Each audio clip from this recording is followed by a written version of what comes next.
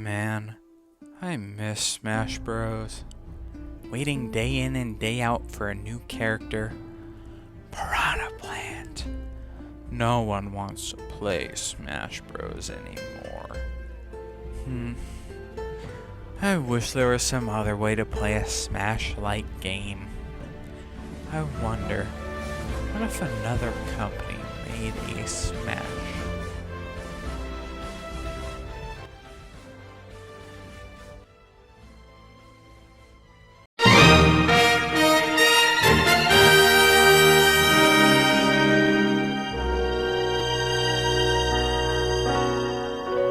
Oh, hello. Where'd you come from?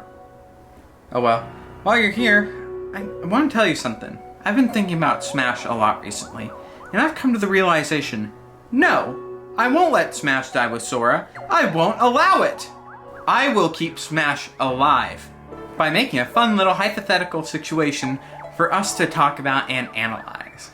Other companies have tried their hand at making Smash-like games in the past, but none have succeeded very well. Sorry, WB.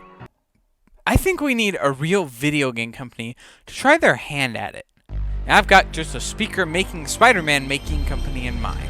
And I dare to ask, what if PlayStation made Smash?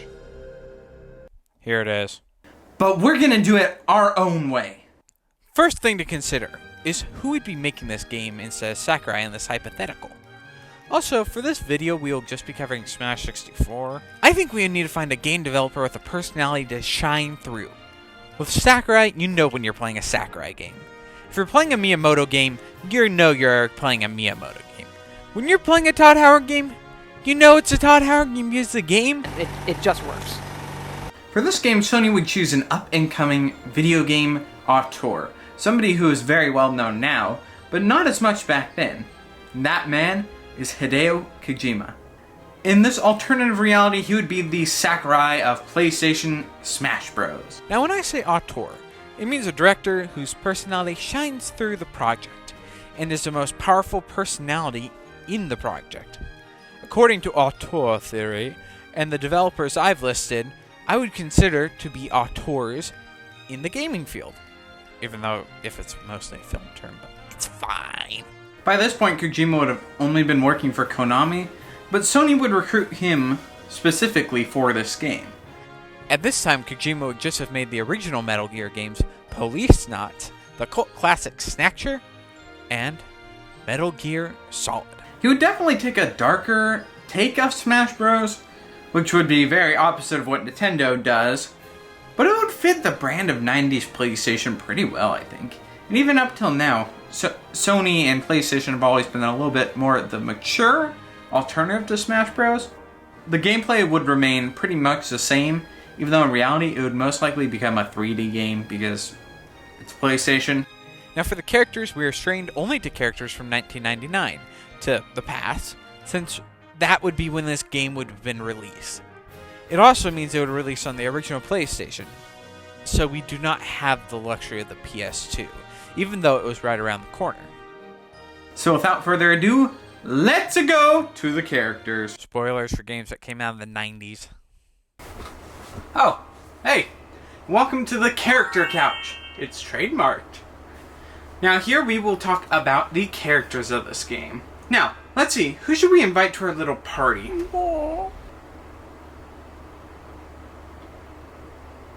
What was that?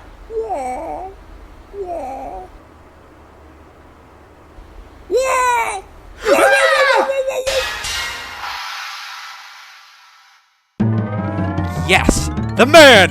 The myth! The legend! Crash Bandicoot. This orange Dorito will be the face of our game, and fighter number 1. I mean, it makes sense. Replace the mascot of Nintendo with the mascot of PlayStation in the 90s. And that would be Crash Bandicoot himself. I love Crash, and he's going to be kind of one of the more lighthearted characters in this game, since most of the other games are pretty M-rated. He would be a pretty neutral brawler. Of course, he would have some of his iconic moves like Ninja, go! the stage would be Wumpa Island, just some floaty platforms above the island.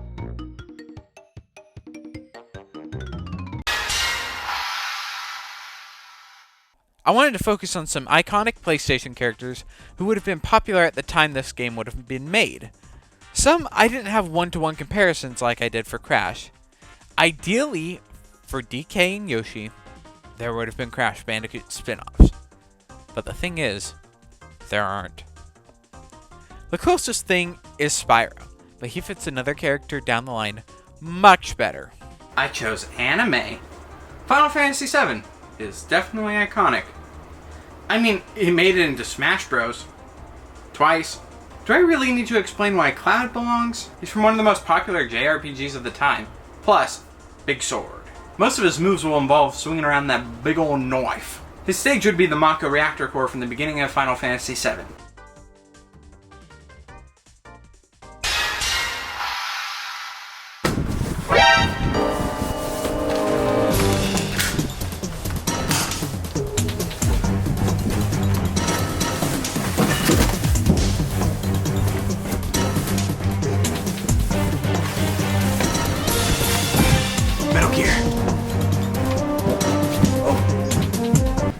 Next up, we're dealing with a Kojima game, and he's our director for this, so of course he'd be putting his own characters in there.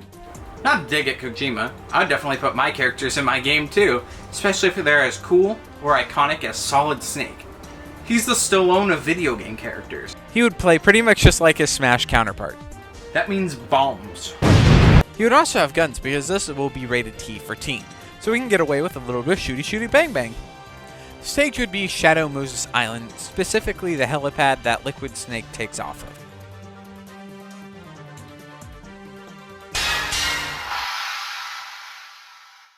Now, Samus is one of the coolest and bravest heroines in all of video games. She survives tricks and traps, exploring unidentified places. Luckily for us, that description fits another female heroine from the PlayStation, Lara Croft. Yes, the lady with the triangles is one of the most beloved heroines in gaming, and a staple of the OG PlayStation. The only difference is she does things on Earth while Metroid is sci-fi, and we kind of lose the sci-fi aspect, but it's fine. Her attacks would mostly comprise of guns, hand-to-hand combat, and hopping around. Her stage would be Atlantis, which is the final level of Tomb Raider 1. Well, you probably know who goes here. I kind of alluded to it earlier. So without further ado, drumroll please. Tony Hawk! I bet you thought it was Spyro. Ha! You're wrong! It was a trick! A trap! A ruse! Come on, you know I had to add a ridiculous joke character. If Smash Bros doesn't, this Smash Bros does. And I kind of wanted to get a character who only has like one entry in all these, since I don't see Tony Hawk getting more than just him. I mean, it's an iconic PlayStation franchise. I kind of has to be here, but I don't want to spread Tony Hawk characters all over the place, if that makes sense. And I know it's strange to have a real guy in here, but if they could put LeBron Staines in multiverses, then I could put Tony Hawk here. His main form of attack would be skateboard. It's radical. The stage should be a skate park. What do you want from me? He's Tony Hawk.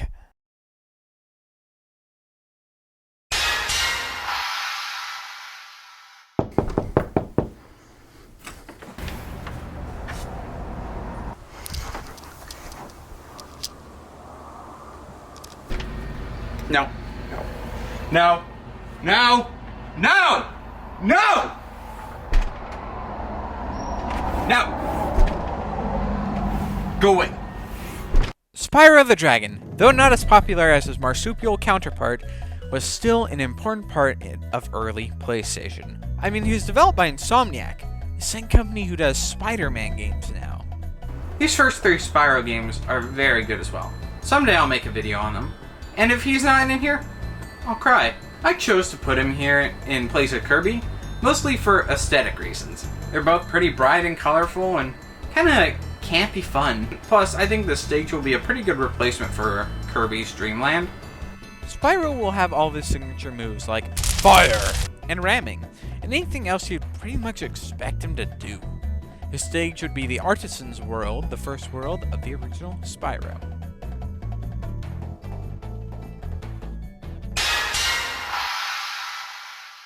Okay, the last character I'm stealing from Smash Bros. Is Kazuya.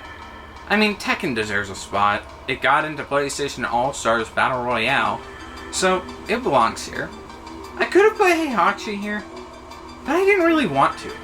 Kazuya is more of the face of Tekken for me, at least. I think that his demon abilities will add some extra spice to the gameplay. He would be a pretty heavy fighter who can take punches pretty well. His stage would be the Precipice of Fate. You'll probably recognize it as the cliff that Kazuya threw Kirby off of.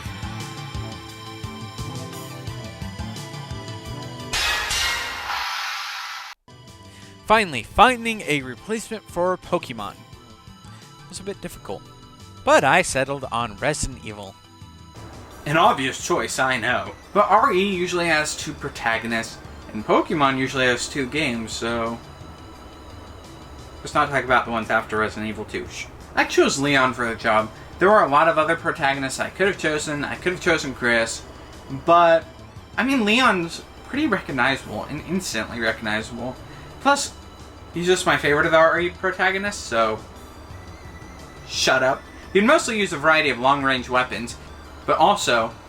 knife. The stage would be Raccoon City, based on RE3, which would be brand spanking new at the time.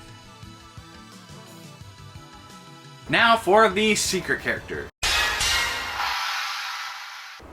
We need a companion for Crash Bandicoot.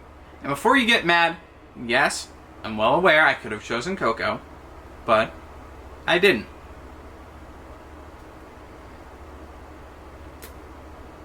We're going with Aku Aku. I mean, wouldn't it be pretty funny just to see a tiki mask fly around and smack people in the head?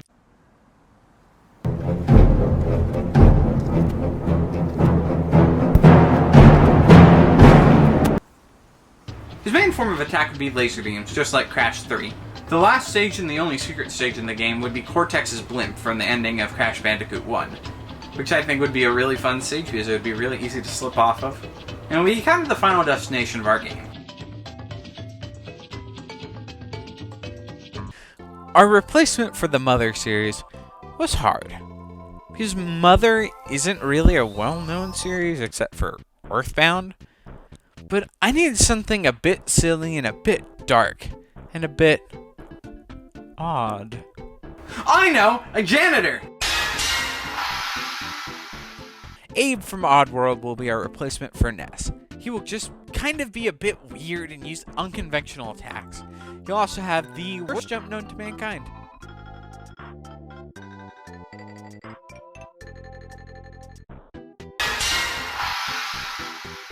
F-Zero, drive car fast, Twisted Metal, drive car fast, they are the same. Anyways, another weird one, Sweet Tooth. Like Captain Falcon, he'd be kind of hidden in his car until this game, where he'd become a fan favorite. I mean, it's a clown with a van. Ooh, free candy! Oh, this is sweet.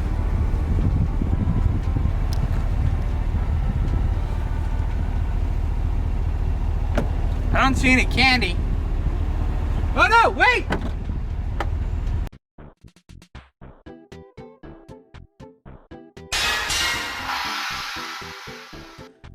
Our final character will be Claire Redfield, who just kind of be a mix between Lara Croft and Leon move-wise.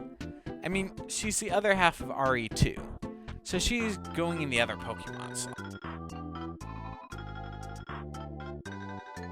Well, that's it for the characters. I guess we're done. What about the items? Jesus, I'll do whatever you want. Don't hurt me. Good, good. Okay, so like the Smash specific items are gonna stay the same, okay? This means the beam sword, the home run bat, the fan, the ray gun, the motion sensor bomb, and the bumper will be pretty much just like how they are in Smash Bros. Now. But the franchise specific items will change depending on which franchises I substituted. Most of them are Crash Bandicoot related. The Fruit Bazooka, it'll pretty much work like guns in this game, except they'll be the fastest projectile in the game. The TNT crate, you'll be able to place it down and in 3 seconds it will explode. Nitro crate, same here except No countdown.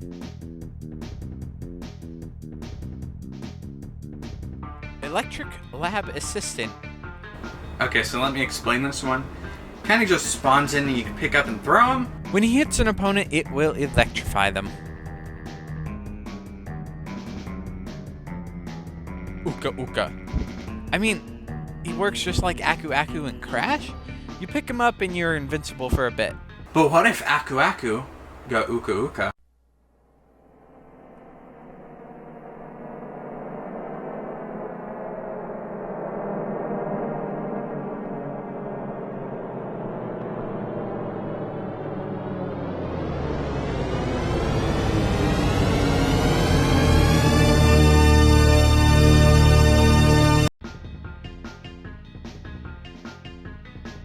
The ultimate weapon is... Hang on.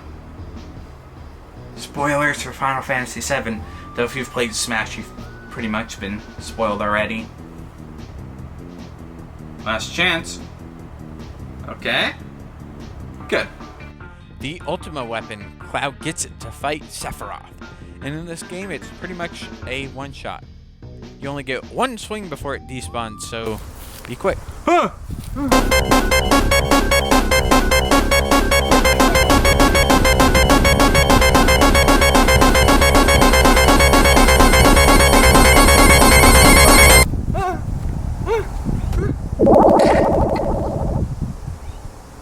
It's gone. I mean, it just heals you, but instead of a heart, it's lunch. But I guess that can be the same thing depending on what kind of depraved human you are. Sparks the Dragonfly. Another healing item, except don't eat Sparks. It would make me very sad. Ripto's Scepter. The one works the same way as a Star Rod, except it shoots bolts of energy. Alright, those are all the items. We have a pretty complete game now. Ahem. Who said that? You forgot about the Pokeballs. What are the Pokemon? No, it's not them. No. Do it. No. No, no. No! No! No! Alright, fine. The last item is a Pokeball, which I had a hard time finding the equivalent. So I looked back through these franchises to see if there's something in here that captures enemies, and I found something. Let me explain. So in Final Fantasy V, there's a role called the Beastmasters, and the Beastmasters lets you collect an enemy. So the Beastmaster's cage is what the Pokeballs will be instead of here. So you're going to be picking it up and throwing it, and an enemy will come back. Got it, got it. When released, it spits out an enemy of one of the series. I'll go over them now. Each enemy will pretty much do what their respective Pokemon does. Charizard will become Mr. X from Resident Evil, Blastoise will become Dingodile from Crash Bandicoot, Beedrill will become a First Ray from Final Fantasy VII, Clefairy will become Metalhead from Spyro, Meowth will become a Slig from Oddworld, Onyx will become a Metal Gear from Metal Gear, Hitmonlee will become King from Tekken, Coughing will become Psycho Mantis from Metal Gear, Chansey will become an Egg Thief from Spyro, Goldeen will become a Skateboard from Tony Hawk's, Starmie will become a Zombie Dog from Resident Evil, Snorlax will become a Giant Atlantean from Tomb Raider, and Mew will become Polygon Man. Woo! If you don't get that last one, you're not a true gamer. Ha ha ha!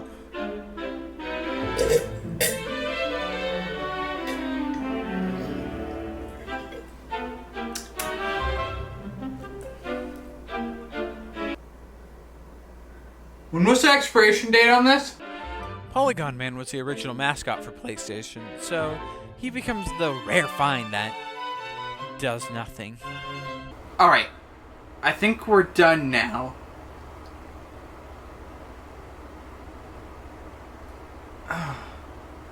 Okay.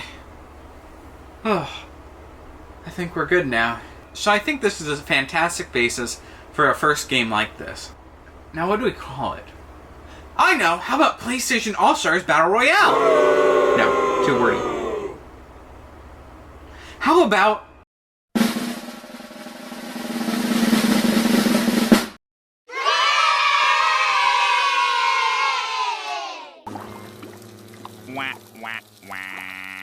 Don't care, we're going with it. I guess the last thing to do is... Wait. Why is everything fading out? Wait, no! No! Don't leave me!